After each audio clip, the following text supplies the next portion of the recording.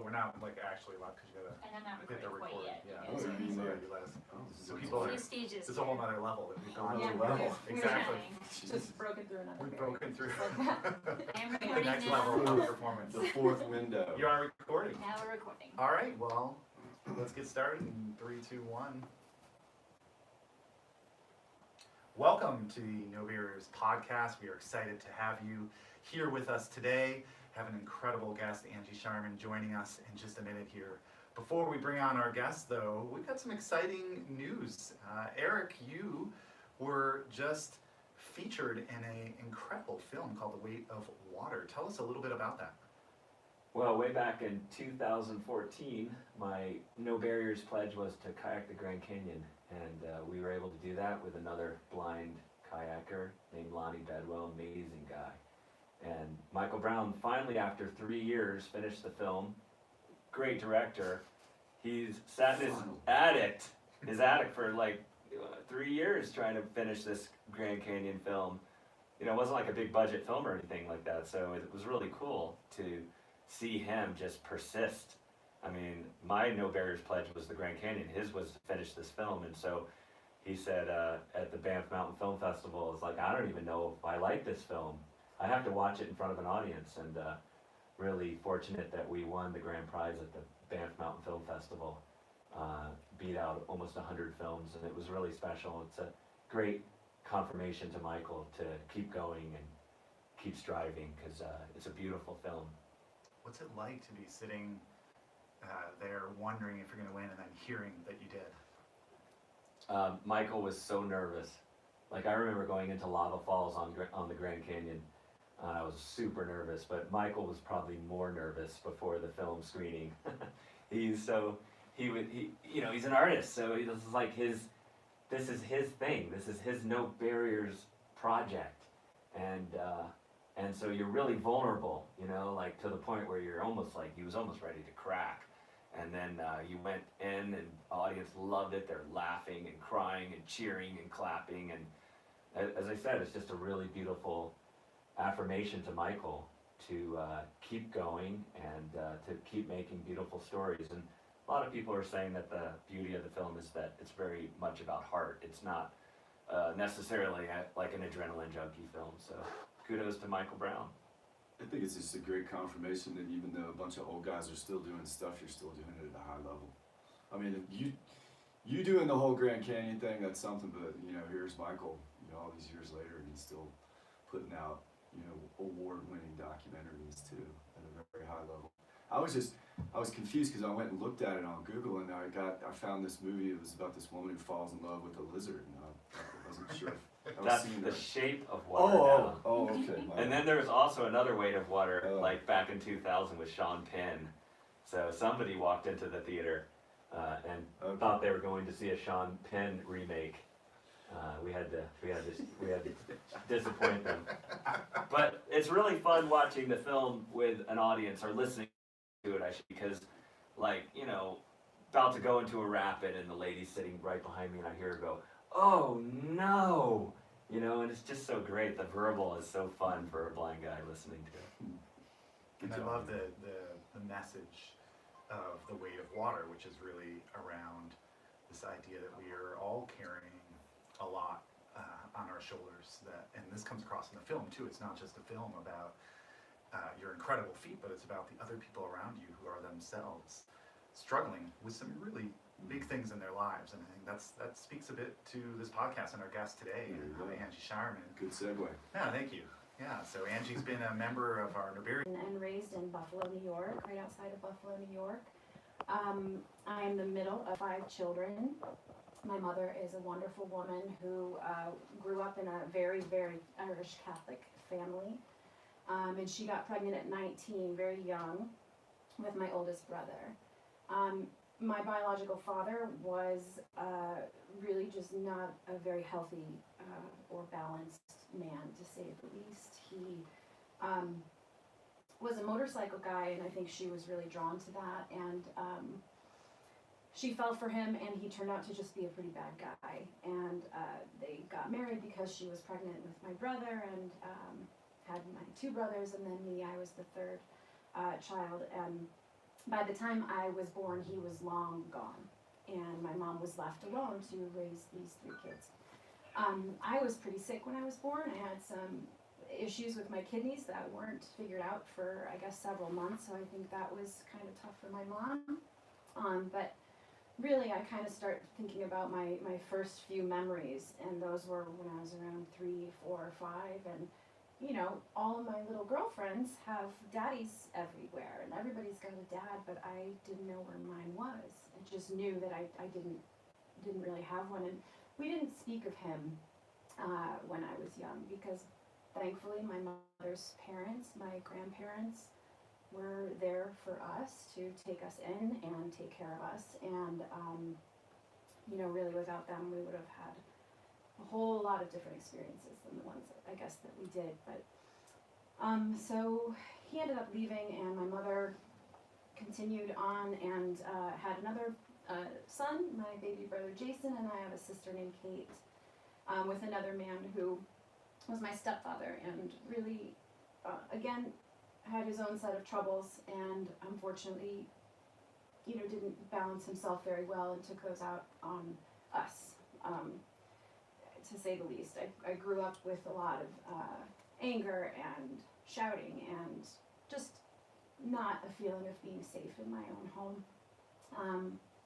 And I believe my mom did everything that she really could, what she thought she could, and eventually I knew that I had to leave because I didn't feel very safe. And not only did I not feel safe, but I really felt like a very lost girl. I used to think, you know, you're just a lost girl, because where is this father that doesn't exist, that didn't want me? Who would ever want me? Do I even want me? And it was really hard to just allow myself to be, because I felt like I had to fight for love or prove my worthiness. And the truth was, I didn't even believe that I was worthy of any of it. And that was rough. So we, like at No Barriers, you know, you've met a lot of people that are physically challenged, right? But you're touching on something that's invisible in the psyche, right? Like, Yeah. and I know you've done a great job explaining that, but like what, like go even, like what, I've thought about this more and more, you know, like how important it is to have that solid family structure when you're a little girl, a little boy. Without it, like what's that do to the psyche? Like I bet a lot of the folks listening have struggled with similar things. Yeah, I think a lot of people have struggled with this, and I think at least I can speak to what it did to my psyche. I think there was a lot of daydreaming that I would sort of have to escape my reality at times. Sometimes I'd physically escape, like I would run away and I would hide behind this one certain athletic club that had blackberries in the bushes that I knew I could go and eat blackberries and keep myself together and listen to the water. But you know, there were times where I had to just turn inward, even when I was looking at a scene that was really scary, because as a kid, you can't do anything. I couldn't stop some of the things that were going on in my house, and I know what I couldn't stop was this nagging feeling of, you're not enough, you're not enough. Your own father didn't love you. You're not really that great at school. I hadn't found my thing yet. I don't know. Did I touch on that? Yeah, do you think you learned sort of like, I've heard this description of kind of like learned helplessness that you hear, you know, where it's hard to feel like you can affect things. Yeah, I think sometimes I did, but to be honest, that's not the first thing that comes up.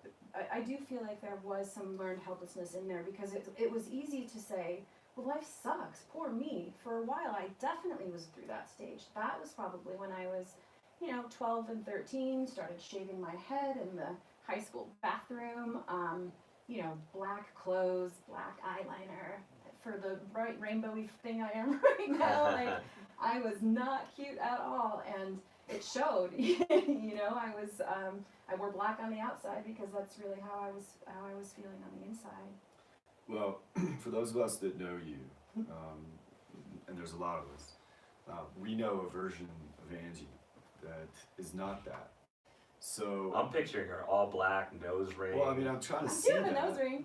Uh, I pierced it myself. eyebrow rings. I'm trying to see that, but it's No. hard for me to see because we know this persona, and so and you and I have talked about this before, about how you are this effervescent person that really just sort of leaves this trail of rainbows behind you, right? And I've asked you before, and I think that this is an important thing for all of us to hear is, do you feel that who you are now and this sort of persona that you put out is in spite of or a direct result of sort of this, sort of these dark recesses that you lived in for a long time? And do you feel like that's number one? And number two, do you feel like that you're almost grateful for that to have happened to make you this, bubbly person that you are?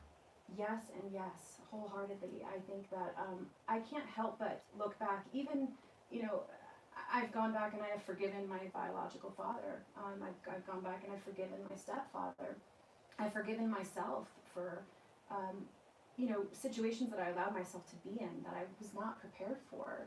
I was so young, yet because I was taking care of myself, I ended up in very unsafe situations, and I paid really dire prices for that. So, but at the same time, I wholeheartedly believe that all of those things were really just doorways or gateways to this untouched part of me that no matter how unlovable I was, no matter how little money we had, no matter what, there was something within me that I could go to. I didn't even know what it was, you guys, because you have to imagine that I didn't understand my own worth, yet I understood that I had some sort of power. And so now, after years and years of sort of doing that and going back in and saying, wait a second, this is not going to be the thing that gets me down. I'm not going to end my life this way.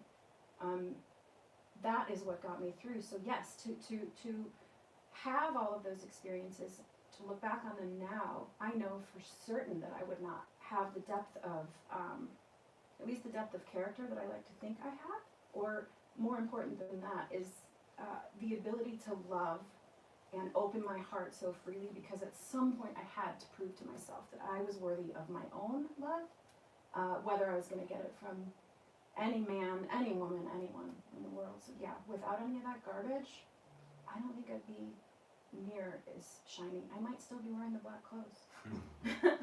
Angie, one thing you brought up there that I want to go back to that we haven't touched on yet in this podcast too much is this idea of the courage to forgive. Forgiveness of self, forgiveness of others as a part of your journey to making you who you are today. So talk us through, how do you have the courage to do that? Where does it come from, and what was that process like for you? I think that for me, again, I think that started when I was young, because it was easy to feel let down by life repeatedly. I didn't go to the father-daughter dance. My dad didn't teach me how to walk by having my feet on his shoes, I had to forgive all of the people that hurt me, the people that left, the people that took parts of me. But I also really, really had to forgive myself, because if not, then all of those things were just for nothing.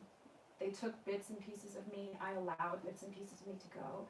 And then I was going to just be this like Swiss cheese person, I guess. So in some strange way, I just knew that I was always going to land on my feet. And that to do that, I think that we all have to do these little forgivenesses every single day, to even just strangers on the street that don't smile back, which can be kind of like, what? I'm just saying hi. So you had an exercise when we were on Kilimanjaro with these certain stones, rocks. Tell everybody about that, because it seems like that was maybe in part of your process of forgiveness, or allowing the weight of that experience to be left behind somewhere. Yeah. Thank you. Yes, forgiveness sounds great, right? Because it's this idea of it's okay, or I forgive you and I move on. And so there was a lot of work or practice in that, but somehow I still was attached to all of the pain. I felt like I was able to let go of some of the stuff or the content of the story, but what lingered was still this ache. And I think that ache was just not having the ability or the knowledge to remove these barriers really from my back, from my story. And so we went to climb Mount Kilimanjaro, thank goodness, which was a huge metaphor for my life. I never would have thought that I could have climbed the top of this mountain had I not fallen into, with the grace of luck and just pure luck, this community.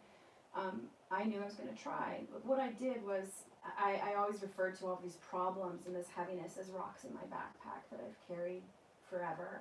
And so Kilimanjaro, I wanted to do this sort of secret little exercise, just really for myself, so that I could try to, switch the dialogue in my head. So I grabbed like 6 or 10 really beautifully colored rocks, like pieces of turquoise and chrysoprase and amethyst, things that are like going to sparkle in that Kilimanjaro dirt when people are walking by. And I would just like sporadically leave one in a little spot on the trail or off the side of the trail. And when I did, I would think about what I was leaving behind.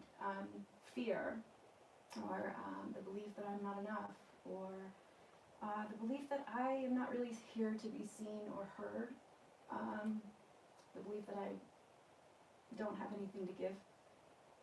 So I went through this like walking meditation of overcoming all of the garbage that I carried by dropping these pretty little rocks, hoping that someone random would be like, whoa, then they're gonna find this rock and it's like pretty and beautiful, and they're gonna say, what the heck, how did this get here? What in the world? And I will be that little random fairy princess that, Yeah, so suddenly you just transformed, like, your burden into like this little happy, shiny thing. Like yeah, a gift. Yes, That's pretty cool. yes, like an offering. For me and for them and for all of us, really. Yeah. So do you feel whole now? I I do. mean, or is this Swiss cheese effect, it's not as simple as snap your fingers, right? And suddenly you're whole. No, it's like, feeling like a gladiator. It's going into that arena where you have to stare down the sharp pointed teeth of the tigers that are in there to chew you apart. And for me, many of those things were really just taking an inventory of, who is it that I actually believe that I am? I am not worthy of being left behind. I know that. I know that I'm worthy of love because I know that I can give love, and that's what I want to do. But am I whole? Absolutely. And what it took was really getting over myself, getting over my story. At some point, I had to disidentify Angie from a lifetime of a childhood of fear, not fitting in, being afraid, not enough. I had to disidentify with that bit of my story. Now I've disidentified with being sick and in bed for all of those years. So I kind of had to get over myself. And that was from the brain challenges that you have. Yes. So, back in 2011, I had discovered, I guess 2010, I discovered a lump in my left breast, and I kind of kept it quiet for a long time. I was really scared. I was going through a lot. My boyfriend at the time, who is now my husband, had just been diagnosed with a brain tumor, so I was not going to even think about my issues. I needed to get him past his, and what will we do? We'll figure it out then. So once he woke up from surgery, I kind of had to come clean and, told him I'd been hiding this tumor for a few months. Well, welcome back from your brain surgery. Yeah, By the way, sorry. I've got a lump. These are gone. Sorry.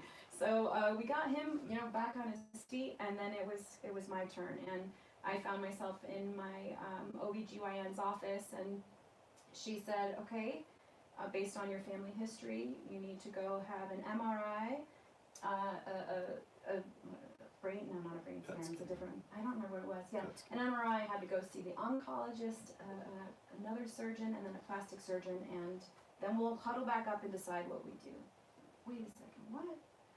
So we thought, we talked, we cried like we were sinking on the Titanic, and at the end of the day, I decided that I was just going to get rid of these breasts. I was going to cut them off because I did not want to go through several years of wondering and little bits and pieces of maybe, and the truth is I didn't know if that was cancer or not at the time. I knew they had to get it out, and I didn't want to wait to find out what it was. I wanted to get rid of it, and that's kind of the way that I have approached my whole life, maybe a little bit to my detriment. Get her done, you know, so I had them removed and then built back, but you know, in that there was some other crazy stuff, because no one really tells you that when you look in the mirror at your new body, you're going to not know who you are, you're going to doubt yourself. I wondered if I was still even really a woman. I was so thankful, I was beyond thankful that I was cancer free. I woke up, there was no cancer, it was okay, everything was great. So really it was just a series of surgeries to get over from that point. But does that stuff re-trigger you a little bit? Like you have this childhood stuff going on, and then you have this physical thing that happens, and you're on the road to feeling whole again. Does that set you back? What does that do emotionally? Totally it did set me back. It set me back emotionally by a long shot, I think, because then I started to feel, again, not whole, not enough, kind of like a fraud, a bit of another like invisible thing. What you don't know about me is this.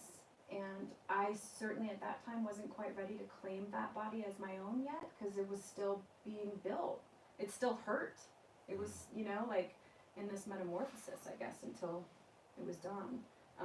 But yeah, there was a lot of therapy. There were a lot of really dark nights of the soul, for sure. But it's not over yet, No, right? There's more.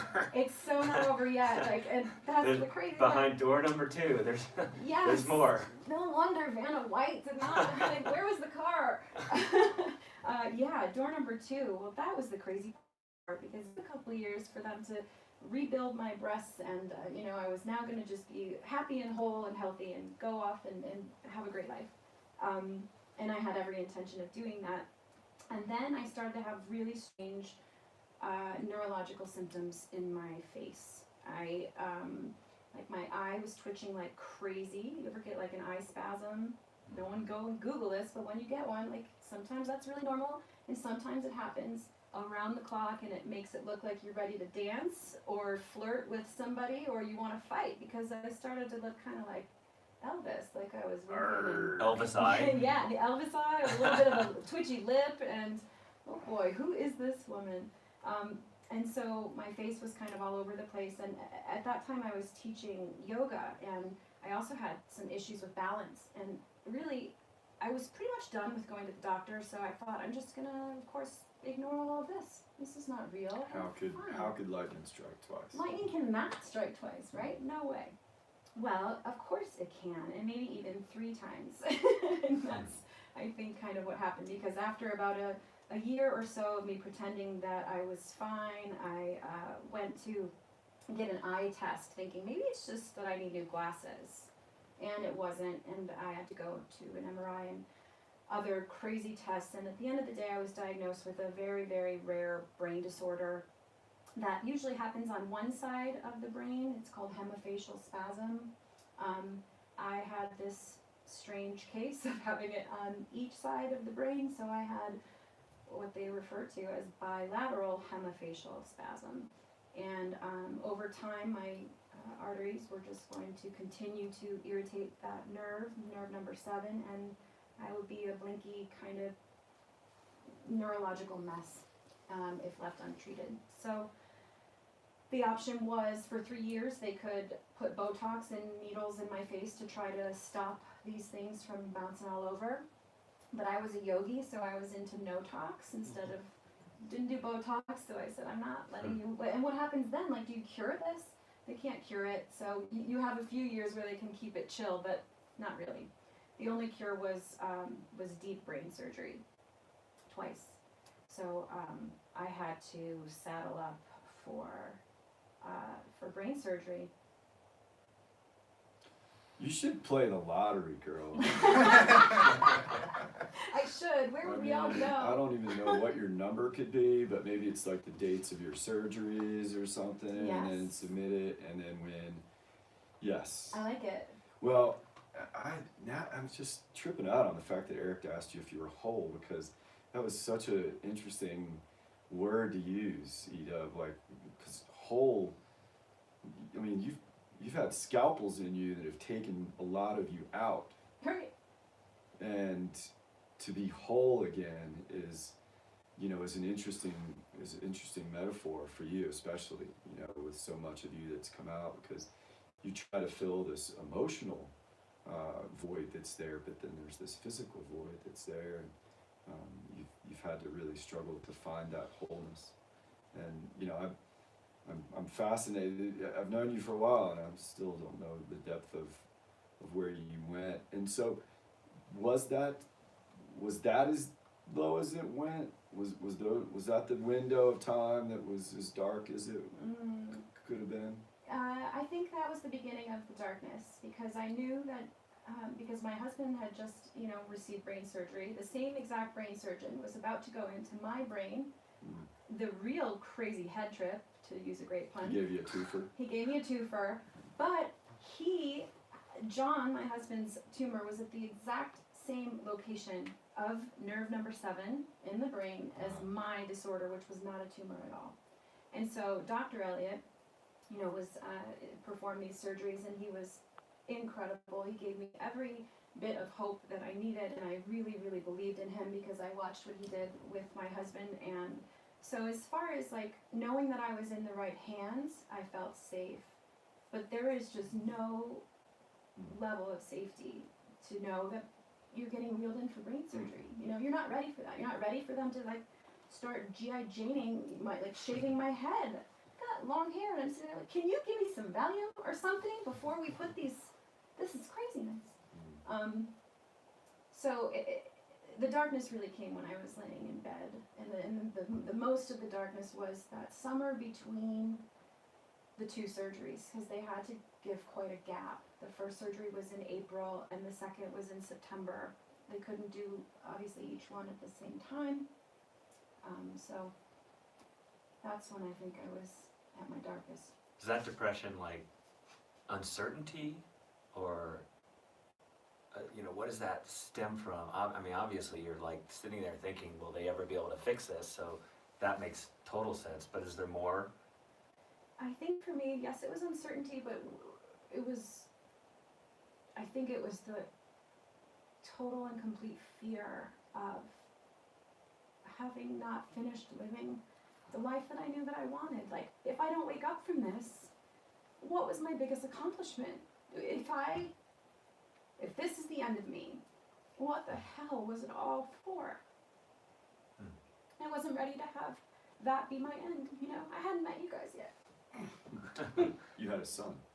Well, of course. So how do you get through this? I mean, now we think of you as this incredibly energetic, passionate person. We talked a little bit about forgiveness as one route to helping get through the first part of your early life, but in this period of your life where you've had a double mastectomy, you have these terrible pieces of news, like how do you go from that dark place to getting through it? I mean, it seems almost impossible. It felt almost impossible. I think a lot, and at times it really did seem pretty close to impossible. I think once again I went inward. I know, at least as it related to my physical body, I had to disassociate my quote self. Whatever my self was going to be was not going to be related to the breasts that came off or the empty brain that was left behind, or even all of the symptoms or the fear. I had to disidentify with that body so that I could get in touch with my spirit and my soul, because that is who I know I am. I am the woman or the girl that says, all right, I'm 14 years old, I don't feel safe here, I'm leaving. I moved out at 15. It took the same thing that young girl had at 15, 14 to do that as it did to say, okay, so if I have to stay in this bed and my world is going to be dark, then I better fill it with anything that I can. So obviously this feels very spiritual to me. Yeah. Right, so you've talked a couple times about turning inward and really tapping into whatever that thing is. What is that thing? That thing. What is that thing? Whew, it's hard for me to put it into words, but I think it's the same thing that I know it's something that we all possess, because I know that if we didn't all have it, I wouldn't have had it. Because I had so little faith and belief in myself that whatever it is, I believe it's intangible. I believe it's a thirst and a knowledge of just, I can do this, I can make it, and even if I am falling, even if I slip, even if anything, my real life is in that ability to choose to try. What's the other option? I'm gonna just stay home, I don't know. But you're convinced that everybody has that? I believe that everybody has that to a certain level. I believe everybody has it, but I think that not everybody has found their way to see it within themselves. I think perhaps sometimes people look externally, because I was one of them, for what is intrinsic, what is inside, and that is a connection to that strength, the same thing that shines through our breath, the light that comes in through the cracks in the hospital room. That's why, and that's what we're all doing here, I hope. Do you think a lot of people still see themselves as the trauma, as the mastectomy, as the brain disease? Like they are those things that happen to them, I think a lot. and they get stuck. Yes, I think it's really hard to interrupt that pattern, and I think all of us want to know how, what is it? And I don't know that there's any one way, except I think the way that I have found, and really with the help of my friends, my community, my husband, my family, it's just this tiny, itty-bitty little tiny fraction of faith and 1 ounce of hope and belief in myself. If I know that one little drip is in there, then there has to be a source that drop came from. I can't see it, but I know that I am of it, and I know that we are all of it. I don't know what to call it. I just want to help everybody see it in them. Like, that's why I'm here. I think that's why you're here. I think you're here too, all of us, to show each other, like, this is what we're living for. You gotta lean into the parts that are scary and terrifying if you're gonna see who you are. Because all of us, I really believe all of us have it. Maybe not all of us have the willingness to say, I'm gonna go to the place where it hurts and I'm gonna stare at you. And I'm gonna let you know that I'm so much bigger than you. Well, tell us, after that incredible Yeah. piece of wisdom for all of us to sit with, tell us how you're channeling this energy now, because you're doing incredible things with your life. So tell us how this has, what does the current version of you look like? Oh, thank you. I'm knocking on wood because the current version of me feels really healthy. I feel really strong. I am finally really putting myself towards my art. I'm feeling like I've removed, yes, barriers to use our language, but I'm working at making more jewelry, becoming closer and closer to the version of myself that I know I really am, closer to that source, that well, that is my life. And I think that the best part for me is that I have the ability to do that. I can sit in my home studio and I don't necessarily always know what I'm going to create, and I can just kind of sit there and think about, what is it that I need to work on? What is it that's not feeling aligned right now within me? And usually I'm creating a necklace that says, be here now, or buy the ticket, take the ride, you know. Someone else's words, but I'm hearing that your art and your life are connected, right? yes. And this seems like an expression of Angie. Yes, I think that my art is my voice. I think that it's at least the one that I allow myself to use without all of this second guessing. Because although that I believe that I'm whole, I still have this little nag voice that says, are you sure you're good enough? I just have to keep telling her she doesn't belong. But in that studio, I don't have any of that doubt. Even as I'm burning pieces and they're falling apart, and I, like, all right, well, I guess I gotta try again. But yeah, my art is my expression. Well, that's the one thing that I'm considering when we talk about you being whole is that by definition means you're done, and you're not done, right? Like so there's just this unfinished journey that continues to be able to finally. It's very Buddhist to think that way, but like when you finally reach that point, then you're done. But really, at this point, you're not, right? No, you're not. You'll never be done. We're You'll never never be going to be done. No. Life will always give us another sharp, That's pointy right. thing. Not to say that it's not worth striving and busting your butt to be able to try and get to that place. Right. Can you tell our listeners where to go if they'd like to buy some of your jewelry? Yes, of course. Well, a couple places. You can go to goodvibetridejewelry.com, but you should go to No Barriers USA because they have a whole brand new line of my jewelry that was made just for No Barriers. It's really neat because it's tactile. You can also follow me at Ms. Yogi Pants on Instagram and at Good Vibe Tribe Jewelry on Instagram. And if you didn't catch all that, you can always check our show notes at nobarrierspodcast.com. Yeah. And Angie, you gave me a beautiful piece of jewelry for my 50th birthday party. I love it. The wedding ring I have on my hand right now. Yay! You guys are my heroes. Carrying you around every day. Well, it's been a joy to have you here, Angie. Thank you so much for your time and for your just going to the heart of the matter. We appreciate it. Thank you. You're a guys. unicorn, Angie Shireman. Oh, yay! I've always wanted that. Thank you so much. Well, Eric, Jeff, that was pretty extraordinary. Jeff, what did you hear that stood out for you? Well, I think I mentioned it, is that I know that the Angie backstory, but there's always just these layers that maybe you don't know no matter how much you've listened. There's always more. And the thing that struck me was all the folks that we encounter in the No Barriers community have a component of, I'll call it trauma, but that's a pretty wide defining experience. But Angie really made me think about this idea of when you want to identify with something other than the trauma, to be able to turn into something else. That it's easy to get fixated on these things, and I mean Angie's like bam, bam, bam, these sequence of events, and it would be easy for her to get mired in this, identifying as that. I am this person, I am that person, I am that person. This happened to me, that happened to me.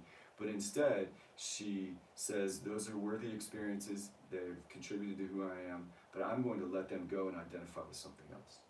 And I think that is a really, really, truly like universal thing that we should all try to digest. Yeah. That's so.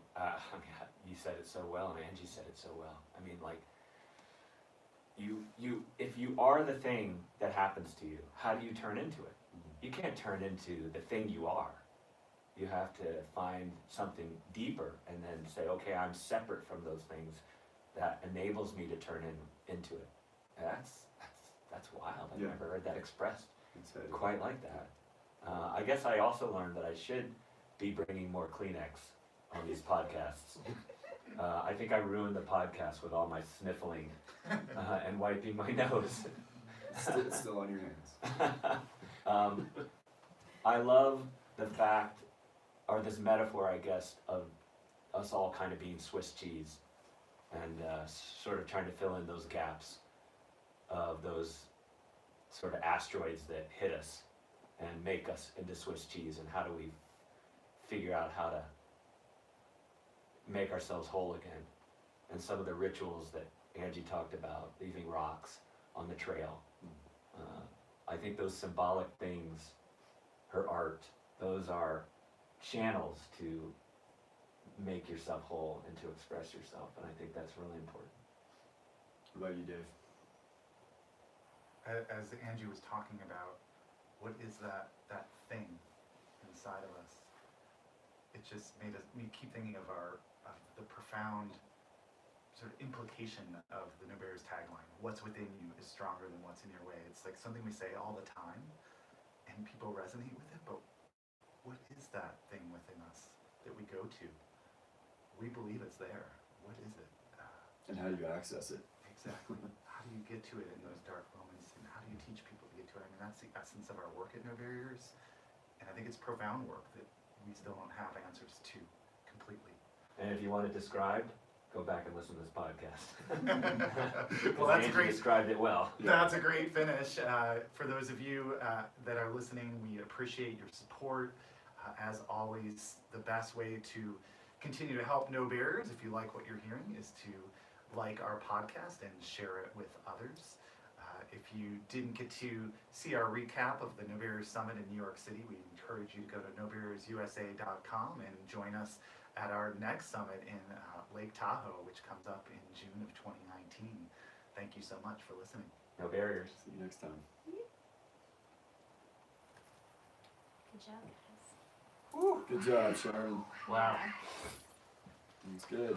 That was going to be sure. You really struck a really nice balance of, you know, of just